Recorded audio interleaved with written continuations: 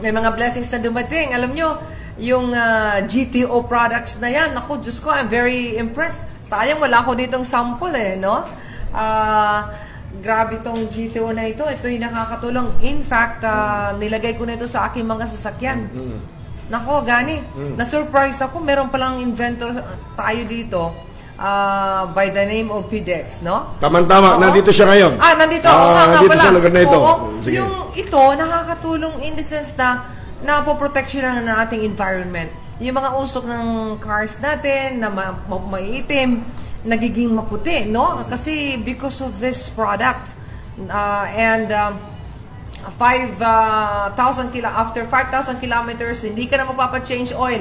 Lagyan mo lang siya. Isa lamang na bote. Balik na naman sa dati. It's so amazing, no? At malaking maitulong sa atin ito, sa ating kapaligiran.